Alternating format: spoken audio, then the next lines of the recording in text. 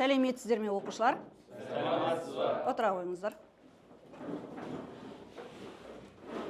Құрметті оқушылар, біз өткен сабағымызда параграф 36-ны өттік, е? Яғни қандай тақырып еді, Ғалымжан? Электр тоғы тізбек бөлігіне арналған Ом заңы өткізгіштерді аралас жалғау. Жарайсың. Электр тоғы тізбек бөлігіне арналған Ом заңы өткізгіштерді аралас жалғау деген тақырыпты өттік. Ендеше бүгінгі біздің сабағымыз екінші сабақ, приборлармен жұмыс жасап, осы аралас жалғауларды біз не істейміз? Тәжірибе жүзінде есептер шығару арқылы қараймыз. Сонымен бүгінгі сабағымыздың мақсаты аралас жалғанған өткізгіштерден тұратын тізбек бөлігі үшін Ом заңын қолдану. Ендеше біз топқа бөлінейік.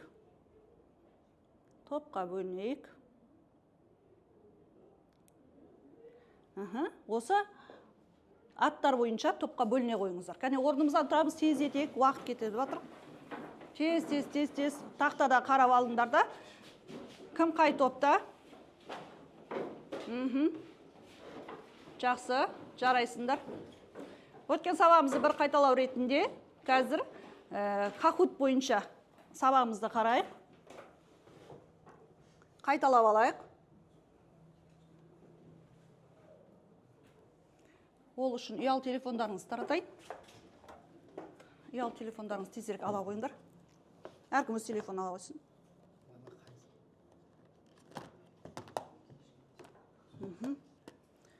Телефондарыңызды ала қойыңдар. Жылдам.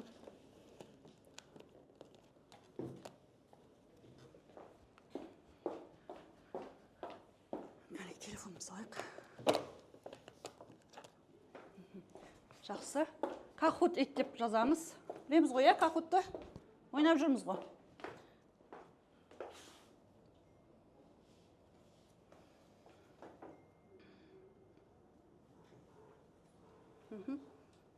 Так, басталды.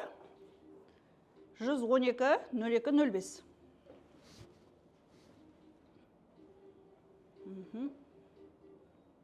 Үш адам тіркелді, 4 адам тіркелді.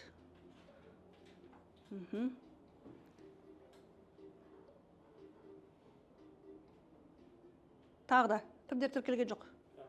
Так, бір адам қалды.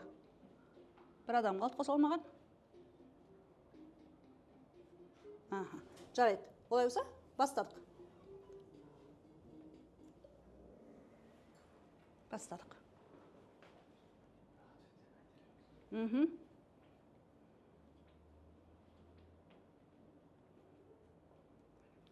Сараланған бөлшектердің бағытталған қозғалысы ештеңе айтпаймыз да. Қайсы дұрыс жауап екенін сіздер көз былай қарап алып отырыңдар. Сараланған бөлшектердің бағытталған қозғалысы.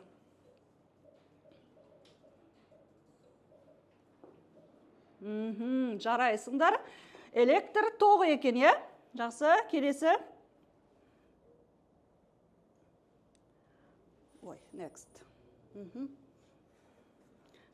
Ток күші. Қай формула? Ток күшінің формуласы? Ток күшінің формуласы.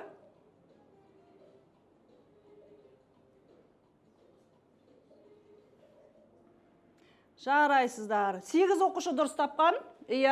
Ток күшінің формуласы I тең болады. Зарядтың уақытқа қатынасы. Так, есімізде сақтайық, қателескен оқушылар. Арғай жүреміз.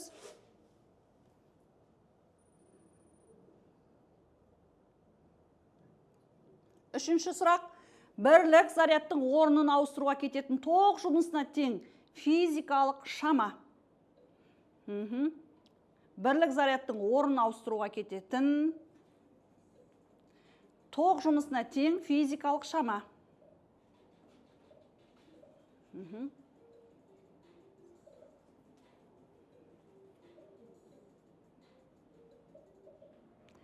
Дұрыс, кернеу болады. Оқушылар, 5 оқушы ғана дұрыс тауып отыр, кернеу.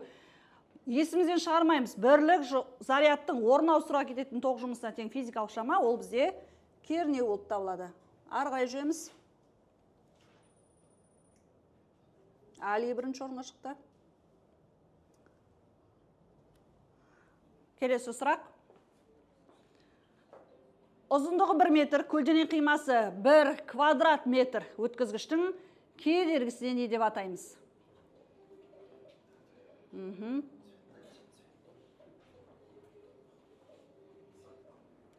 Я, 9 оқушы дұрыс жауап беріп отыр. Меншікті кедергі, жарайсыңдар. Ары қарай жүреміз. Так, Али Ақжол қуып жетті. Соңғы, Ом заңы. Так, Ом заңының формуласы?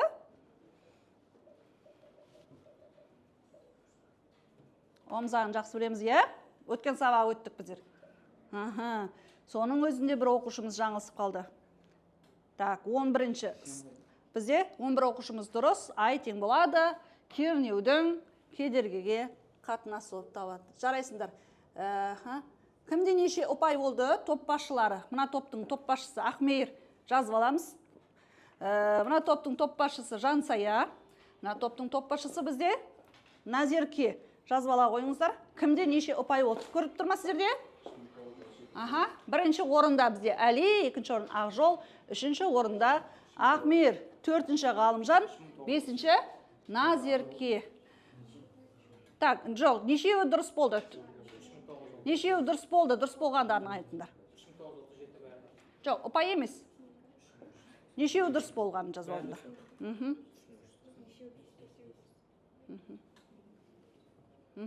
Жазып алдық па? Жақсы.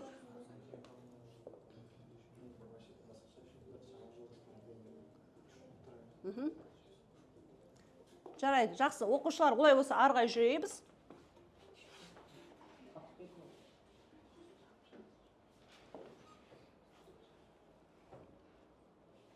Олай болса арғай жүрейік. Сонымен біздер топқа бөліндік. Әрқайсыңызға ат берейін. Тоқ күші тобы боласыңдар. Сіздер кедергі тобы боласыздар. Сіздер кернеу тобы боласыздар. Есімізге түсті ғой, ә? Енді өткен сабақтағы біздер және де өткізгіштер жалғаудың неше түрлері бар деп айтып едік? Жарайды, үшеу түрі бар. Қандай? Тізбекте, параллель, аралас. Тізбекте жалғау, параллель жалғау және де аралас жалғау. Жарайсыз. Так, аралас жалғау.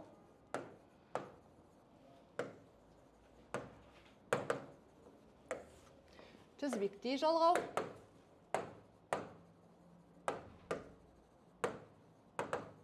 Және де параллель жалғау.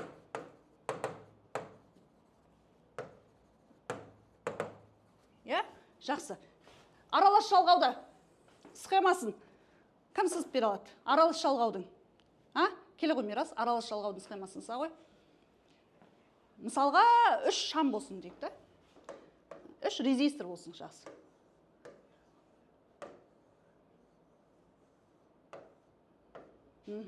Жақсы. Бұл аралас жалғау. Қалай аралас жалғау болды? Өткені? Екі тоқ параллель, бір тоқ тізбекте жалғау. Осы жерде әрі тізбекте бар, әрі параллель жалғау бар. Жақсы, жарайсың. Тізбекте жалғауды кін? Келе ғой, Ғалымжан. Келе ғой. Тізбекте жалғауды сыза ғой.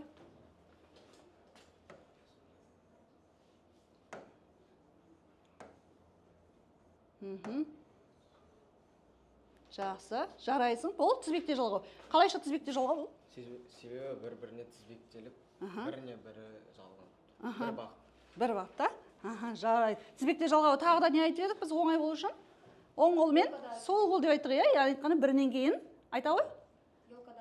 Дұрыс айтасың. Яғни айтқанда шышаның гирляндысы да тізбекте жалғау болып табылады. Жақсы? Параллель жалғауға келе қойыңдар. Келе қойыңдар. Параллель жалғау қалай болатын еді? Назерке.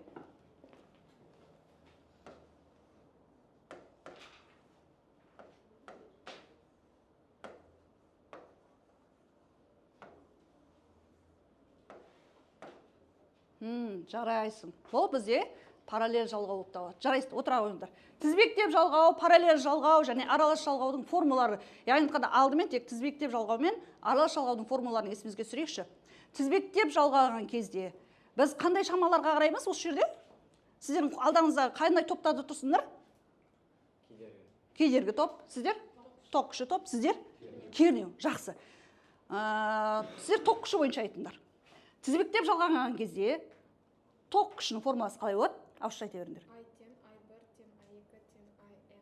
Иә. Яғни барлық тоқ күші бір-біріне тең. А параллель жалғау болғанда? Параллель болған кезде I тең I1 қосылған I2 қосылған IN. Яғни барлығы қосылады. Барлығы қосылады. Параллель бөліктерінің әрқайсысы қосылады екен. Жақсы. Сонымен кедергі қалай болады екен? Тізбектеп жалғанған кезде кедергілер қалай болады?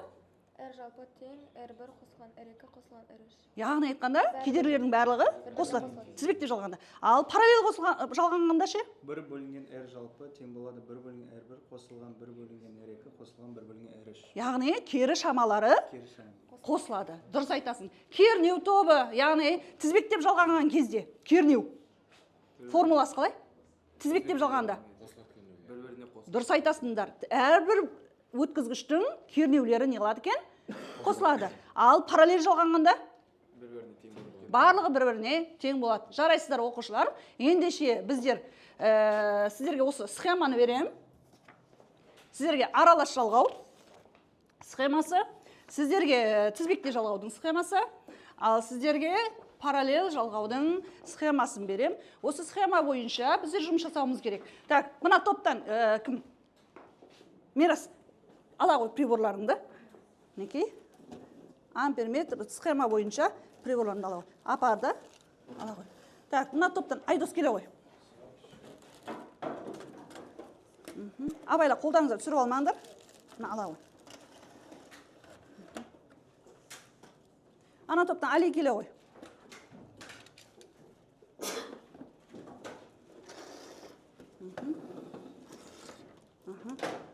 Сияма бер қолыңа? Жарайды. Сіздер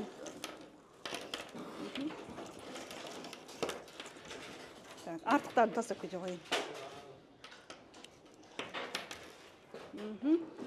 Ал енді сол схема бойынша тездетіп құрастырайық. Схеманы қарап отырып құрастырамыз. Так, уақыт. Қанша уақыт берейін? Қанша уақыт керек бізге? 5 минут жарай ма? 10 минут берейін, жақсы. 10 минут уақыт кетті.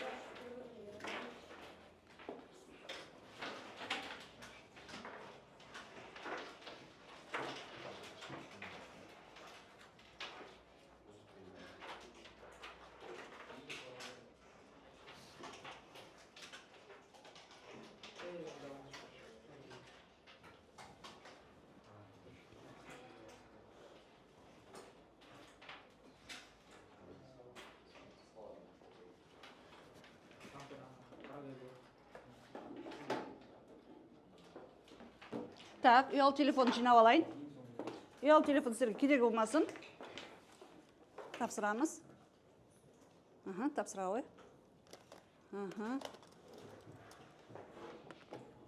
Ұялы телефон тапсырамыз. Кедергі болмау керек ұялы телефон. Айдос. Ал қарастыра беріңдер. Так, схема бойынша жұмыс жасаймыз. Жақсы.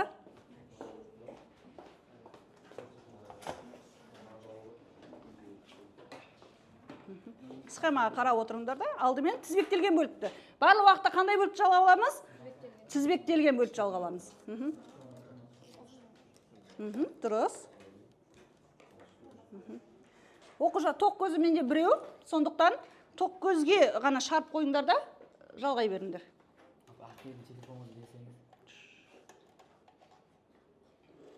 Жоқ, жасай алады ғой қыздар.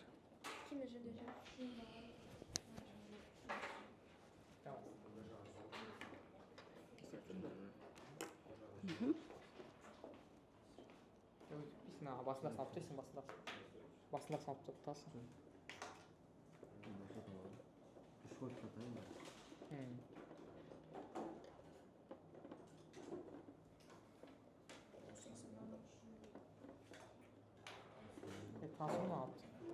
Жаймен аккуратно ашып. Жоқ, салына машине? Салынса болды, хорошо. Шнур ала болады, ана жерде бар. Артық шнурлар бар. Болып жатыр ма? Үзіліп қалған бері ғой.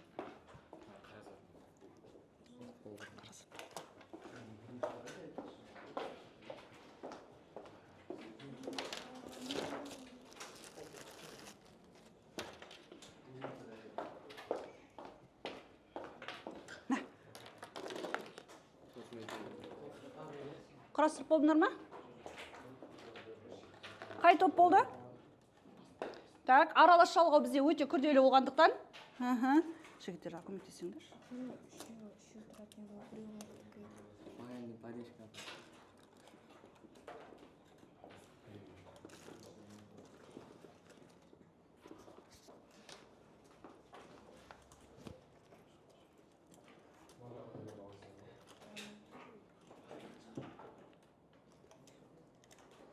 Схема қараңдар, схема бойынша. Алдымен тізбектелген бөліктерді. Қараңыздар. Мінекей, амперметр. Амперметрден кейін қайда бардық? Жоқ, кілтке барған жоқсыздар. Не? Амперметрдің біреуі бізде неге барады? Тоқ көзге барады. Көрдіңдер ме? Басқаша еді ғой. Амперметрден кейін шамға барасыңдар. Так, амперметрден кейін шамға бардыңдар. Так, шамнан кейін екі неге барымыз керек. Так, мынау параллель бөлік. Аха, жарайды. Шам. Вольтметрге бардыңдар. Енді екіншісі? Маған барады. Иә. Екінші алғандар. Күрделі сіздердікі. Сол үшін қарап жатырмын. Сіздердікі болды ма? Кәнеке қарайын. Схемаңыз қайда? Так, амперметрден. Так. Қалай болып кетті? Мына біздің вольтметр параллель жалғанды, иә? Мынау бізде не екен ғой? Кілт екен ғой. Дұрыс. Так, амперметрден шықтық. 3 шам бір-біріне тізбектеліп тұр. Одан кейін кілтке барды, дұрыс. Кілттен кейін, мен қазір мына жерге тоқ көз әкелем. Жақсы ма? Жақсы. Сосын мынау параллель тұр. Жақсы. Негізі параллель тұрғанда сіздер шыққан жерге саламыз. Мына жағына қосасыздар. Мына жағына. Оған тиме. Ал мына жағына қоясың. Әйтпесе, тек қана мына шамның кернеуін ғана өлшейсіздер. Бізге үшеуінің де кернеуін өлшеу керек. Көрдіңдер ме?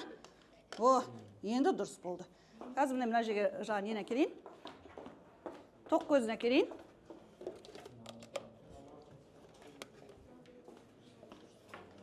Так. Бісміллә. Мына жерге қоямыз. Қауіпсіздік ережені сақтаймыз, иә, оқушылар? Бізде кілт. Мінекей. Мына жерге түседі. Тоқ көзі кілтке. Е? Асықпа. Қауіпсіздік ережені сақтаймыз, оқушылар. Амперметріңізді қосыңдар.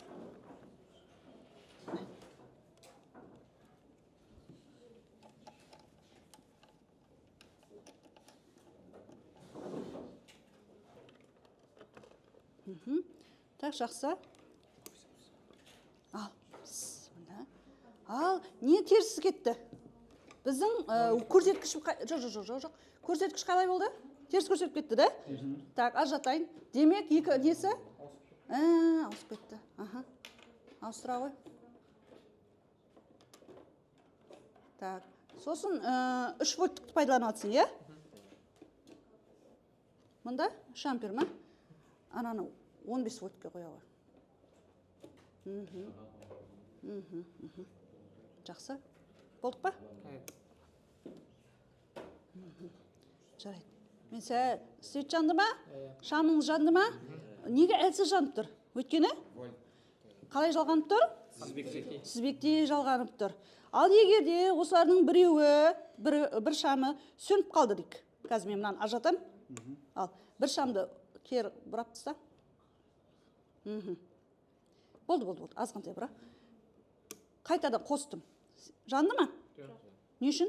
Тізбектей жалғанған. Тізбектей жалғанғанда, егер бір шам ақау болса, қалғандарды жазсын. Қалғандарды сөніп қалды. Жақсы, жарайсың. Сөндірдім. Жарайды. Енді көрсеткіштерді жазып алайық. Көрсеткіштерді міне осы қағазға жазып алыңыздар да есептейміз. Аха, ал жазып алыңдар. Нешеге тең болып тұрғандарды жазып алайық. Демек, мынауда не қылған? Мынауда терісінше жағылып кеткен. Теріс жағы. Тізбек кері қарай кетіп қалған.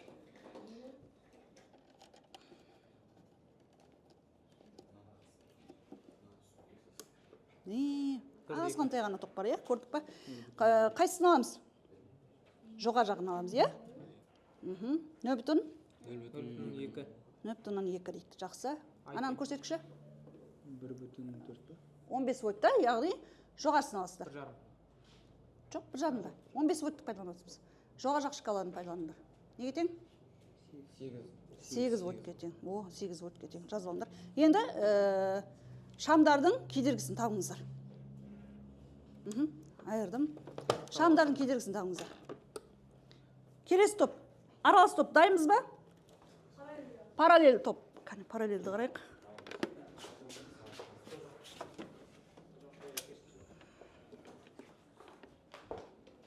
Параллель топты қараймыз.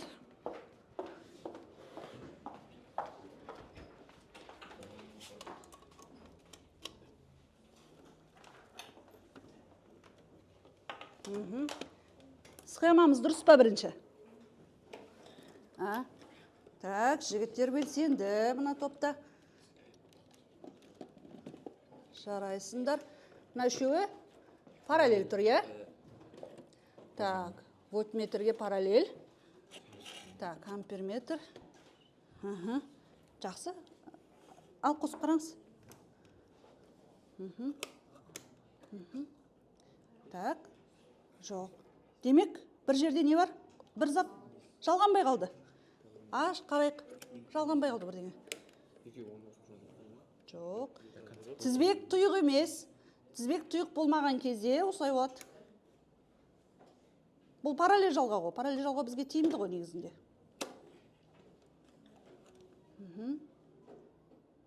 Қай жерден қате кетті?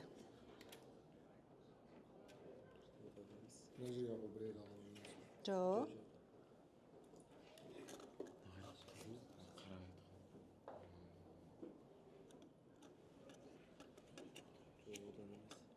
Тізбек тұйық емес. Так, қайттан қарады қал. Схеманы қарайық.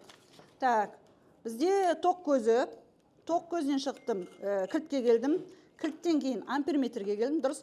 Амперметрден кейін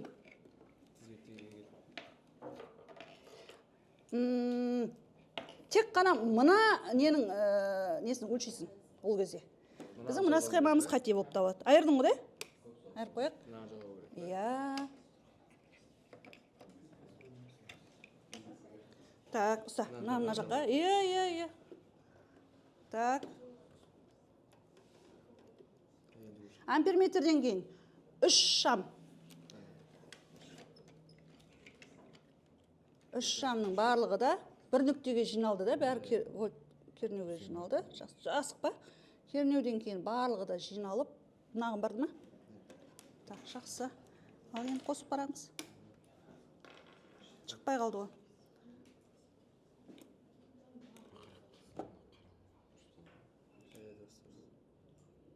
Бұл неге шықпай қалды? Мынау істей ма, мына топ? Ой, бәсе. Әне жанды. Бәсе, істемейтін розетка қосып тұр екенбіз ғой. Сонымен, свет жанды, мәліметтер түсіріп аламыз. Барлығы 10 көрсеткішті жасап тұр, дұрыс. Так, сонымен, 3 ампердің клемасын пайдаланғансыздар. Демек, жоғарда шкаланы аламыз ба, төмендегі шкаланы аламыз ба? Үстіндегісін. Неге жоғарда? Үстіндегісі. Екеуміз біз сөз айтып тұр екенбіз ғой. Жақсы? Неше?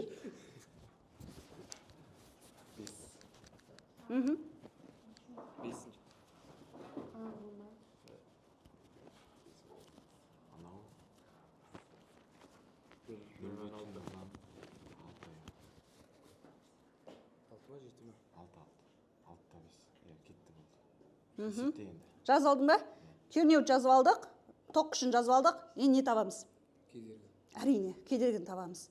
Әрбір шамның кедергісін табыңдар, жалпы кедергіні табыңдар. Ал бастаңдар есепті шығарып. Ажаттық. Так. Сол жерден айырылу. Мен енді бірінші топқа барам. Бізде аралы шылғу. Есептергендер шығарамыз. Так. Жалғай алдық па? Жақсы. Ал тексеріп жіберейік онда. Схема бойынша. Мына жақтағы тоқ жасай ма? Қоса қош бекзат. Жалғай қой. Асықпа, мен тексерген жоқпын. Мен сіздерге айттым ғой, техника қауіпсіздік ережесі бойынша не істеуіміз керек? Алдымен барлығын тексеріп аламыз. Так, біздің тоқ көзіміз, тоқ көзден кейін кілтке бардық, иә? Тоқ көзден кілтке бардыңдар, жақсы. Кілттен кейін амперметрге бардыңдар. Амперметрден екі параллельге бардыңдар. Параллельден тізбектеуге бардыңдар. Тізбектеуден кейін қайда кеттіңдер? Тоқ көзге қайтып бардыңдар, иә? Так, вольтметр бізде параллель жалғанды. Біреу амперметрге, біреуі шамға. Тізбектеп жалғап тұрған шамға жалғанды, да? Жақсы, дұрыс. Онда қосайық қарекей. Так, кішкене. Сәл кен... Жоқ, сөндіріп алдың. Жанды ғой. Жоқ, көбейтпі, керісінше. Бірдеңеге тиіп кеттіңдер. Жаңа жанды еді ғой бәрі. Бір схема, бірдеңе үзіліп кетті. Ажырата тұрайық. Свет жаңа жанды еді ғой бәрі. Свет бар ма еді іште? Жоқ. Қысқа тұйықтау деген қандай жағдайда болатын еді? Сыртқы? Иә. Сыртқы кедерген нөлге ұмтылған кезде ғана болады. Так.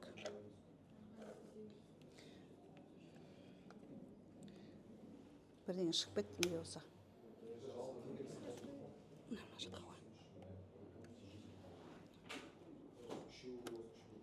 Тізбек тұйықтамай қалды. Мана свет жанып еді. Мынаны қозғамау керек еді.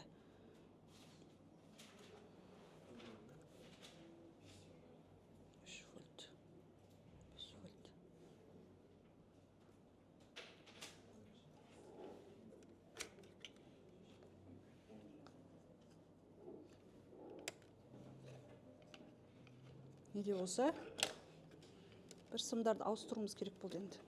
Қап.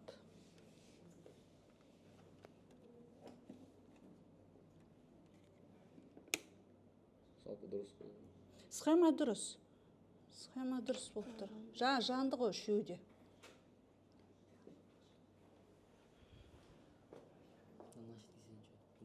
Так, кернеудің көрсеткіші көрсетіп тұр. Байқап тұрсыздар ма? Кернеу дұрыс көрсетіп тұр. Так, нешеге теңдеп тұр? Қараңызшы.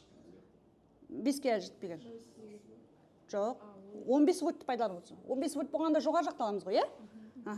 Нешеге тең? 4-ке тең ба? 4-ке жақын, иә? 4-те 8. 4 деп алсақ болады. 4 вольт кернеу көрсетіп тұр. Амперметріміз көрсетіп 0 болып тұр. Амперметр көрсетпей тұр.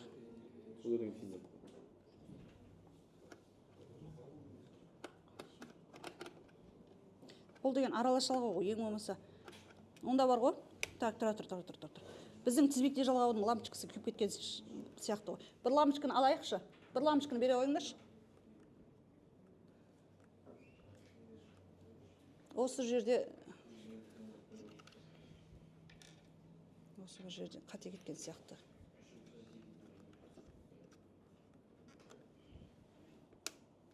Айтам, ана лампочка жаңа көтер алмай қалған. Мынаны көтер ашып берген кезде, мынау күйіп кетті де, қалғаны жанбай қалған сол үшін. Так, мынау сығырайып тұр, көрдіңіз? Мынау сығырайып тұр. Ал жаймен көтеріп қарайыншы. Әнеке, көрдік па? Мыналар не қып тұр? Өте әлсіз барып тұр да, оларға тоқ. Көрдік? Себебі мына тізбектеп жалғаған, мынаның бойында не? Тоқ көп па? Тоқ көп. Ол тоқ мына екеуіне не қып кетті? Бөлініп кетті. Сондықтан бұлардікі қандай болып қалды? Аз болып қалды жарығы, иә? Әлсіз болып қалды.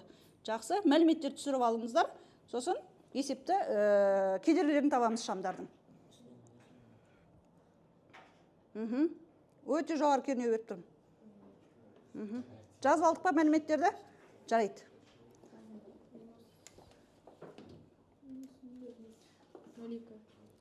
Мынау кері қарай кетті. Демек, мына екеуін орын не қылып алғансыңдар сіздер? Ауыстырып алғанбыз. Көрдік па? Мына екеуін орын ауысып кеткен. Мынаның орны мен мынаның орны ауысып кетті. Үшеуіне ме? Үшеуін де ал. Ойбай, кім Ахмер. Біз мынаны былай қылып жалғасақ та болады, балалар. Мынаны былай қылып жалғасақ та болады. Мінекей, мынаны осылай жалғасақ та болады. Бізге сол, ол да тиімді болып келеді.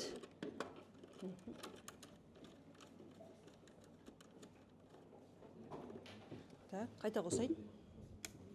Ең неше болды? 0 бүтін? 0,2. Жақсы жазып алдыңдар. Жазып алдық па? Енді ары қарай онда есеп шығарайық кәнекей. Кедергілеріміз анықтаймыз. Ажаттым. Мәліметтерді алсақ.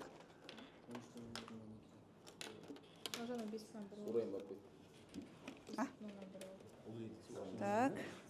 Жоқ, тұра берсін. Тұра берсін. Болды уже. Есеп шығарайық.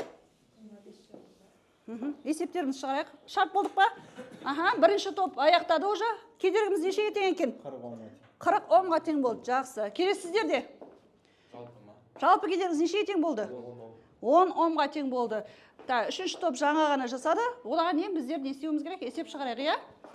Так.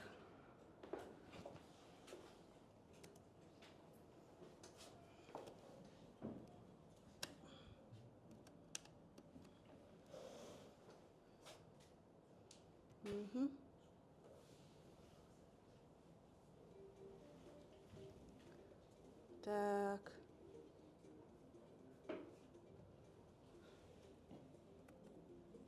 Бірінші топ аралас топ шықты ма есебіміз? Неше болды?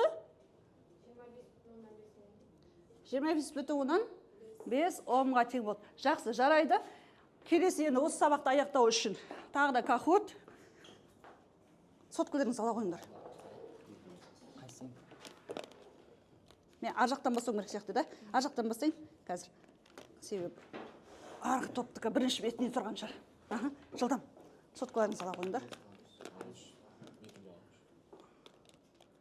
Жақсы, одан кейін сіздердікі.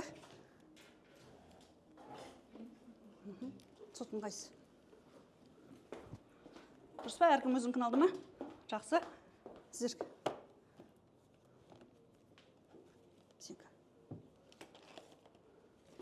Так, жақсы.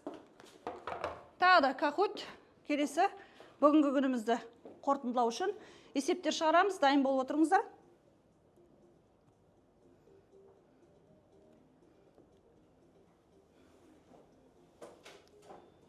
Үху. 447, 88, 70. 447, 88, 70. Топ басшылар жаңа схема құрастыруда, есеп шығаруда кім қандай көмек берді, ұпайын қоямыз. 5 ұпаймен топ басшылар ұпайымыз қой отырамыз. Бәріміз тіркелдік па? Бір адам қалды. Кімді қалды тіркелмеген? Бәрі тіркелді ма?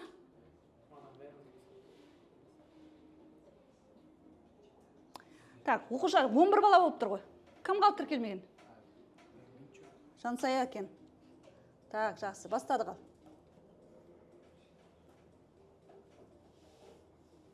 Бекіту сабағымыз.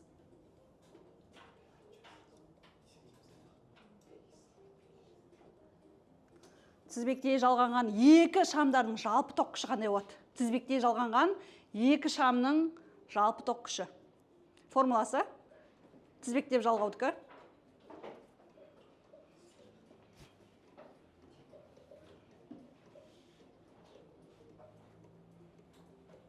Бір адам қалды.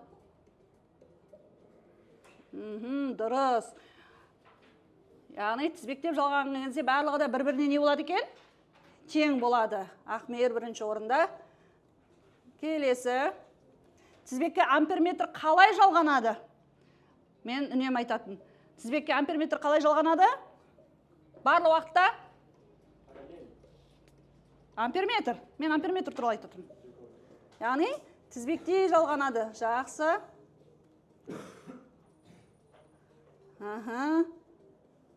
Келесі сұрақ.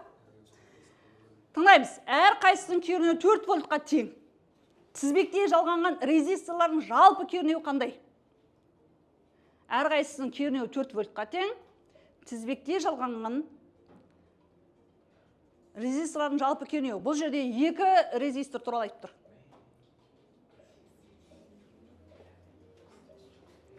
Таныш.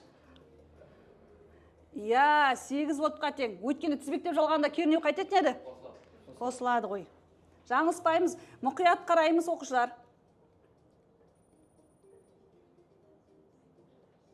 Ақмейір бірінші орында тұр. Мән береміз. Параллель жалғанған тізбектің 2 бөлігінің әр қайсысының кернеуі 4 вольтқа тең. Олардың жалпы кернеуі нешеге тең? Жалғау не туралы айтатыр? Параллель туралы айтатыр. Жалпы кернеу неге тең болады енді? Жаңа тізбектеп жалғағанда қалай болады? Енді параллельде қалай болады? Параллельде әрине 4 вольтқа тең. Себебі параллельде қандай олар? Бір-біріне тең болады. Жақсы, арғай жүрді. Бірінші орынға Мирас шықты бізде. Соңғы сұрағымыз. Әрбір резистордың кедергісі 3 ом болса, жалпы кедергіні есептеңіз. Бұл жерде неше резистор тұр?